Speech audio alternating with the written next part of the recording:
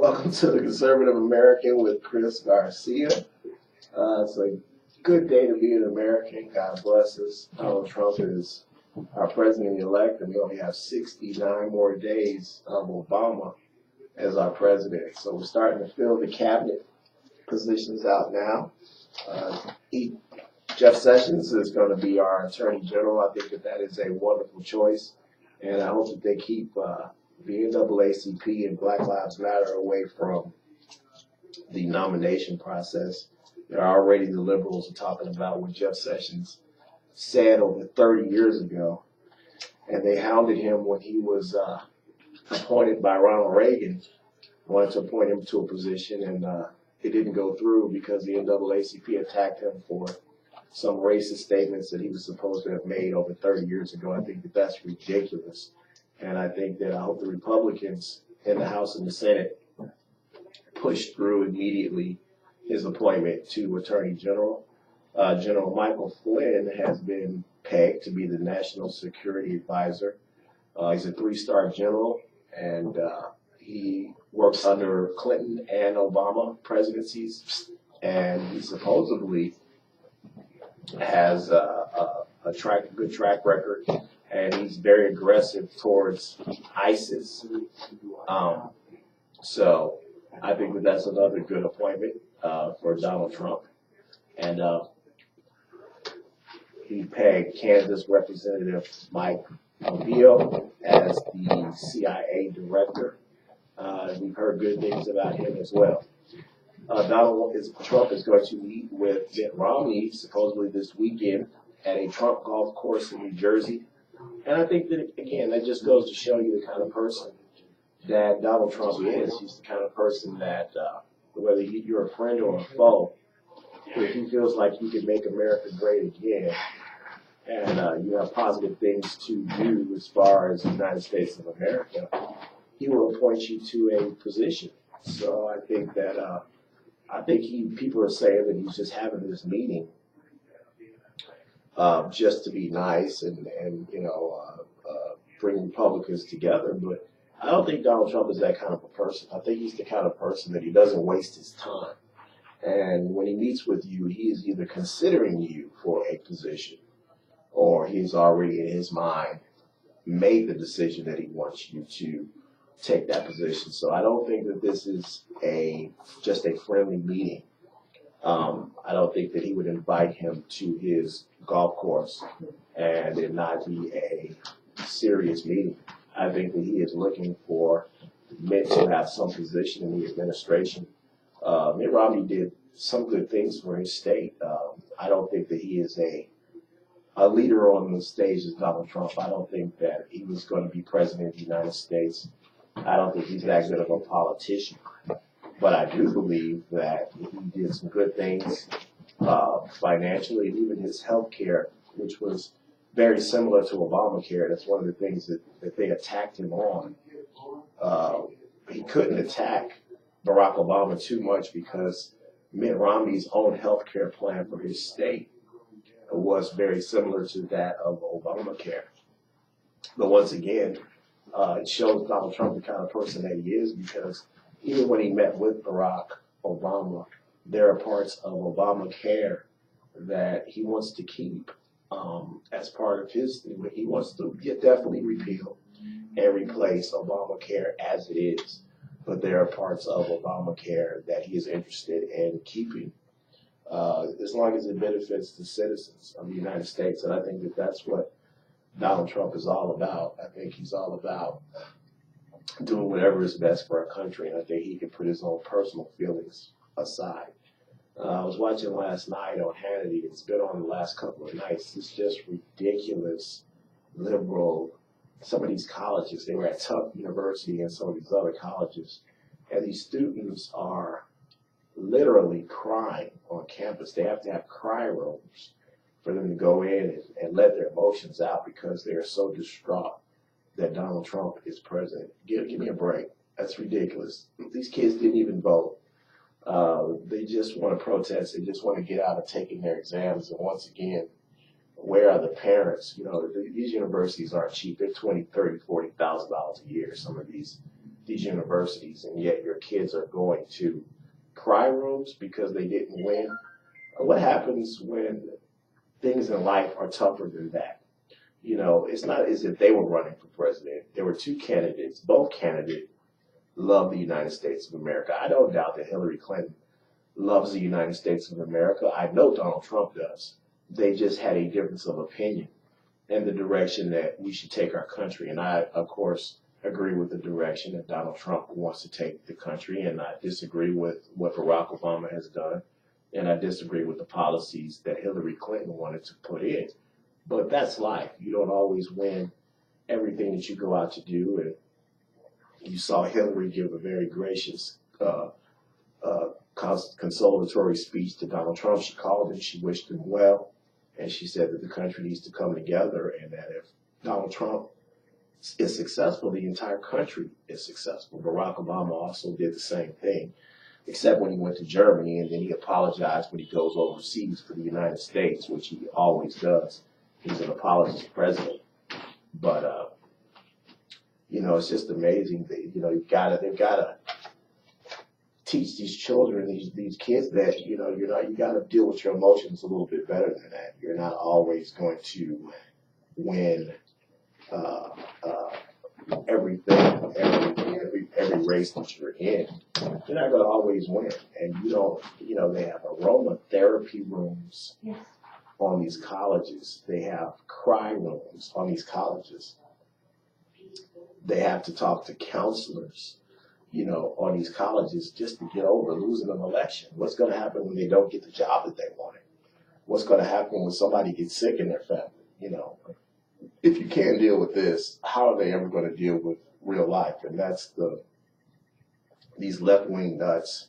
You know, these are the kind of children that they're producing out of these, you know, these colleges today and these universities. And, you know, we're paying for these colleges and these universities. The taxpayers pay for these state colleges, and we're paying. People are getting up every day and working 9 to 5. People are working overtime. People are working construction jobs and paying state taxes for these universities to have cry rooms so that 18 and 19 and 20-year-old young adults have a place to go cry when they can't deal with losing an election. What is the future of our country when these young people are our future leaders and they cry when they lose, when they don't get their way? I just think it's a shame. And you know, you got Black Lives Matter on these campuses screaming and yelling and saying that they don't care about how white people feel, they don't care about white feelings, and F you and F this. You know, where are their parents at? Where is the leadership in this country? Because the leadership doesn't start with Donald Trump. The leadership doesn't start with Hillary Clinton. The leadership doesn't start with your local police officers or your school teachers.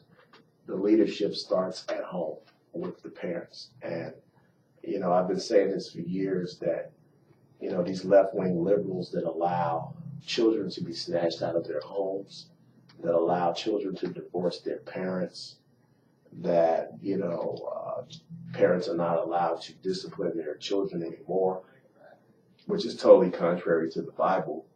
Of course, you're supposed to be able to discipline your children so that they respect you. Children are supposed to respect their parents. They're supposed to respect authority figures, and they don't anymore. And so, you know, we're reaping what we sow, you know, and that's the direction that this country is going in. And you have the family that is just being broken and just being torn apart. And, you know, there's no respect anywhere. That's why a lot of these children, when police officers come up to them and ask him a question, ask them to stop, ask them to, let me see your hands, put your hands on the car, give me your identification. These kids have absolutely no respect for authority figures, for police officers. And when you are a police officer and somebody reaches into their pocket and is not, you know, doing what you ask them to do, when you give them a direct order, you are trained as a police officer to protect yourself. And I think that in many cases, that's what these officers are doing. They're just protecting themselves. And again, it's up to the parents to teach their children that when these authority figures are asking you a question, just answer the question respectfully. Show them your hands so that they're not afraid that you have a weapon on you or are going to garnish a weapon and hurt them because they just want to go home. But that's where the problems in this country, I believe, start. They start at home. They start with the parents, and we have such bad parenting today. That's what's going on a lot in this country. Is you have bad parenting, and we're starting to see it. A lot of these kids are 16, 17, 18 years old, and they're going out and they're protesting. Protesting what? They're not even of legal age to vote. They're going downtown these cities and throwing chairs through windows, jumping on top of cars. And it's past curfew. Curfew in most of these major cities is 10, 11 o'clock, and they're up all night long, marching up and down the street for what? Where are the parents at? And they're so tired the next morning from protesting that they can't go to their colleges or they can't go to their high schools and take the exam. They need the next day off to recuperate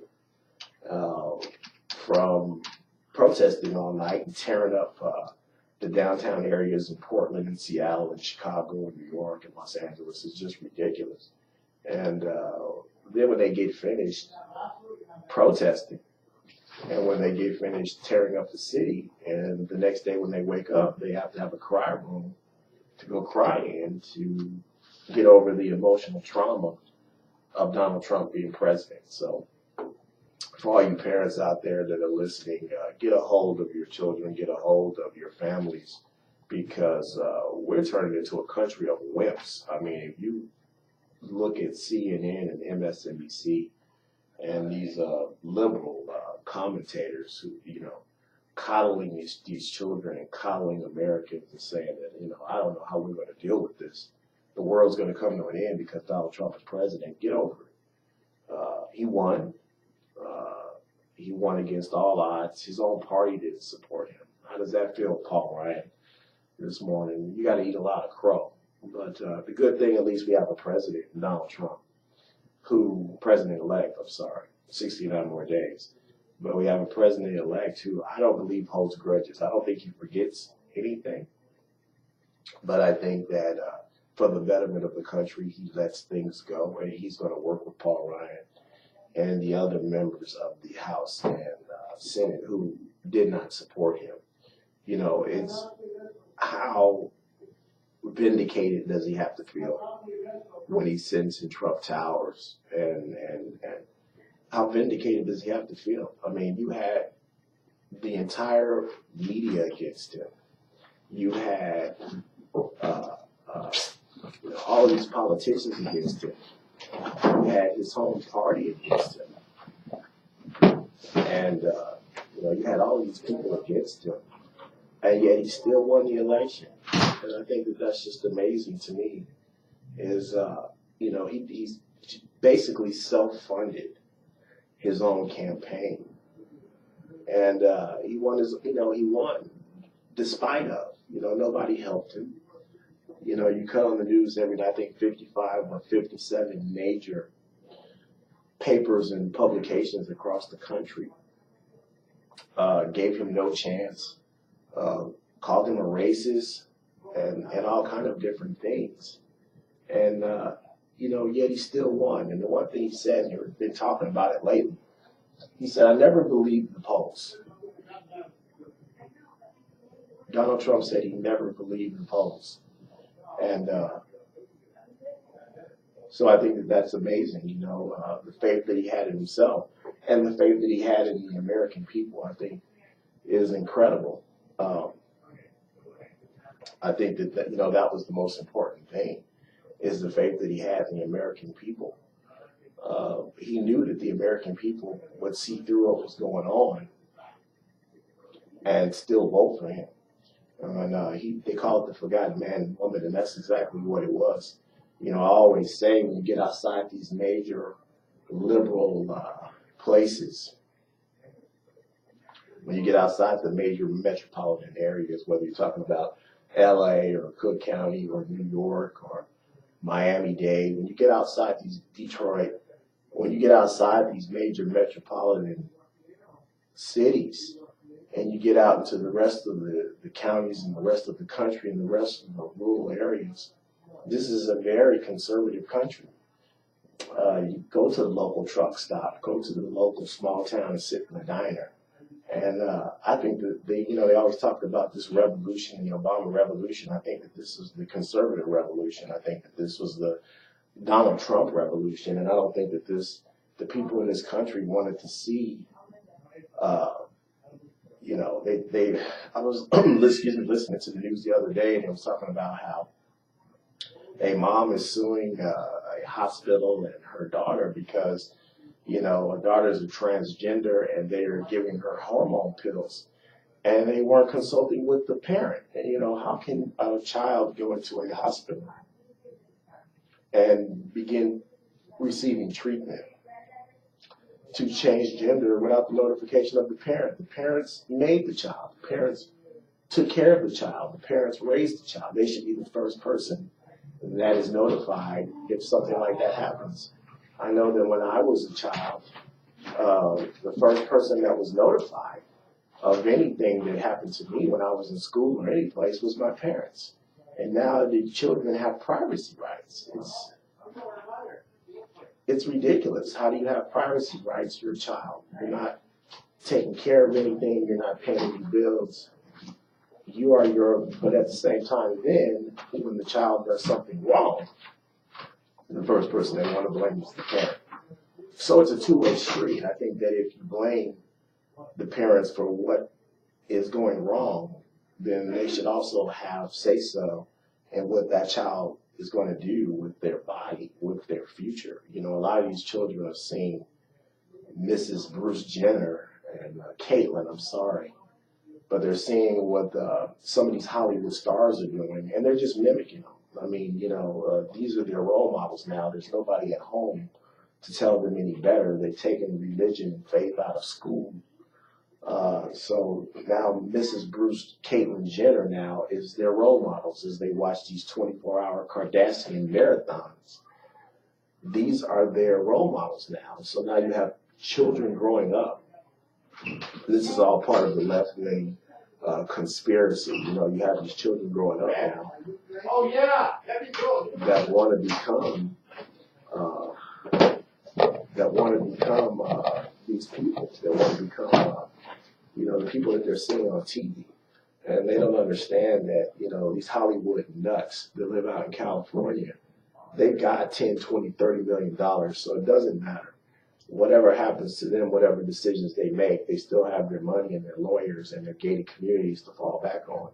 But if you are a child and you're growing up in the rest of America and you don't have that kind of access to that kind of money, you are not going to be, I don't think, viewed positively if you make some decisions that they make. They're allowed to make those decisions because they're amongst their nutty friends in Hollywood. And so if they want to become transgender or a male or a woman or both or whatever they want to do, they can get away with it because they're amongst friends. They're protected by the police forces out there and their gated communities, and that's the way they live. But when you come out in the rest of the world, you're not going to be treated like that. And so, you have to leave that authority with the parents because the parents are the ones that know better. And they're going to sit their children down and say, hey, you had better think about the decision that you're making or that you want to make and not let these people on TV influence the rest of your life. This is a life decision that you're going to make, and it's going to affect you in every way. So I think that, it's just ridiculous, the role that the government has taken out of the home and taken the authority away from the parents, and they have no say-so in the decisions that their children are making. And I think that's been part of this Nancy Pelosi, Hillary, Bill Clinton, President Obama, this entire left-wing conspiracy is to get these kids to, think that there is no rules, there is no authority. You can do and be and say whatever that you want to say. And that's just not real life. You know, while the Chinese are sending their kids to become mathematicians, we're sending our kids to be transgenders. And I think that it's just ridiculous what's going on in this country. You know, we've got a lot of problems, and people need to take a break from the Kardashian marathon and realize what's going on out here in the country. There are real issues that need to be dealt with. There are people trying to put food on the table every day. There are people that are trying to send their kids to schools and have choices in what schools they want to send their kids to. There are just so many more important things going on than, you know, these children that want to be transgender and they're watching Mrs. Bruce Jenner on TV. And, you know, what kind of role models is that? Last time I checked, this was a Christian country, and, you know, parents are to, you know, pick up a Bible sometime and read it with their kids and share some values with them and some morals and some commandments. They need to share some things with their children and take them away from the 24-hour Kardashian marathon that just spews all kinds of ridiculousness every day on TV. I mean, that family is a joke, and they are not role models. And, you know, you got these kids going out and buying their products and making them more money to spread, you know, their ridiculous ways of life. I think that we need to take back this country, and I think Donald Trump is not the whole answer. I think he's a step in the right direction. I think we've got a long way to go, but to normalcy, because I don't think this country has been normal for a while. And I think that we need to get back to normalcy. I think Donald Trump is a step back to being sane again and bringing some sort of values back. You can see the way he loves his family, and his family loves him. And I think that he's a step in the right direction to bring this country back to some sort of decency. And I think that, you know, we've fallen, you know, Hillary always talked about America still is great. No, America was, and he's going to make it great again. We have lost a lot of respect on the world stage. People see what's going on in this country around the world, and they've lost a lot of respect. We used to be leaders. We used to set the moral tone. We could stand on that. We were the moral leaders in the country and the world. And people used to look up to the United States. They don't anymore. We're not respected business-wise, financial, even military in some ways. We're not respected like we used to be. And I think that Donald Trump is a step in the right direction. But even staunch supporters of Mr. Trump, like myself, we have to hold him accountable, because he cannot go to Washington, D.C. and just become another politician. He has to go there and secure our borders. I was just talking to people the other day. What is it going to take? You know, some jihadists from Syria or Iraq to use the Mexican open border.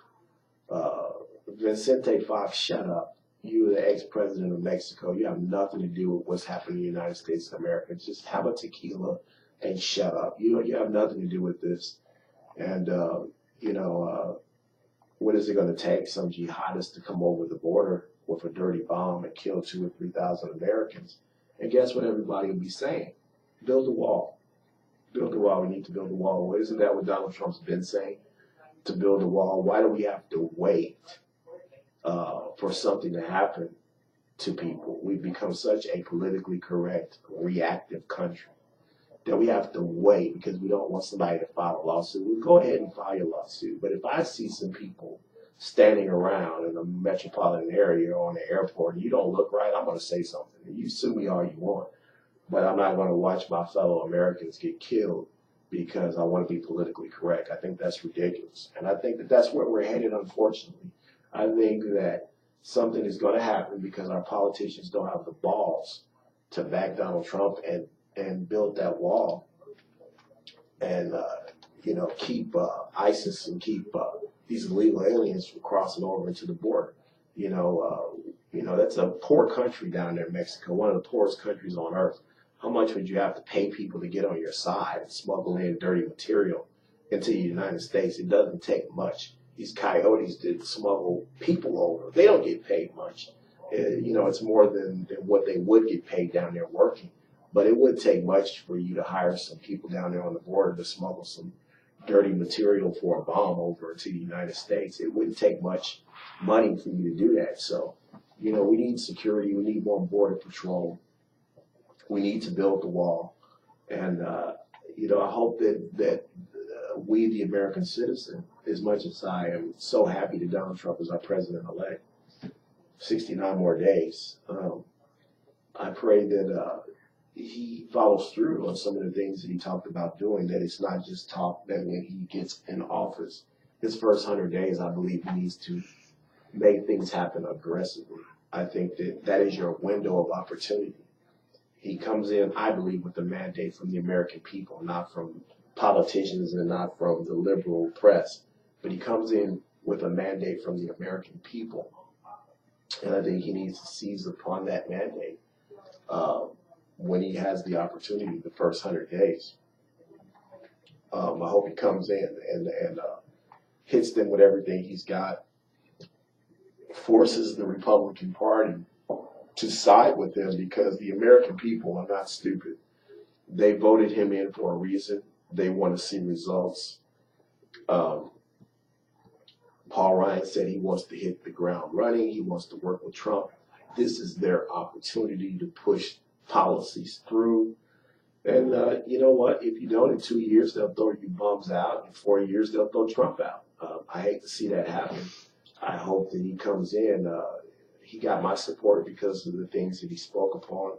I think he spoke to the heart of the country, to the middle class, the forgotten people, the people who get up every day and bust their butt and work, or people that are looking for work out here because they don't want to be on these social left-wing programs that just make you lazy bums and sit at home and wait for money to come in the mail. I think that's why he got people excited to get up and get out and vote for him. I think he won a landslide. Wasn't it supposed to be the other way around?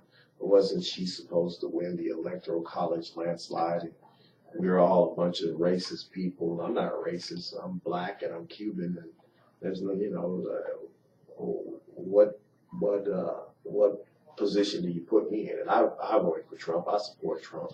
But we're all supposed to be a bunch of angry Americans, with pitchforks and our Bibles and our guns. We were supposed to go out and take to the street after Trump was smashed by Hillary, Mrs. Bill Clinton. Or as my friend David Clark, the sheriff of Milwaukee, Wisconsin, would call her, Mrs. Bill Clinton. But that didn't happen, though, did it? And now we're seeing do as I say, not as I do, because now you got these nuts out in the street protesting. They don't even know what they're protesting. They don't have jobs. How do you protest? Do you have to get up in the morning and go to work? Or why aren't you at work? These are a bunch of unemployed bums that are mad because they see some of their social, programs probably going to be canceled or cut. And, these sanctuary cities, these people get money off of these illegals working in their cities. And, everybody's up in arms now because the gravy train is coming to an end. They're going to drain the swamp. And I think these people are scared.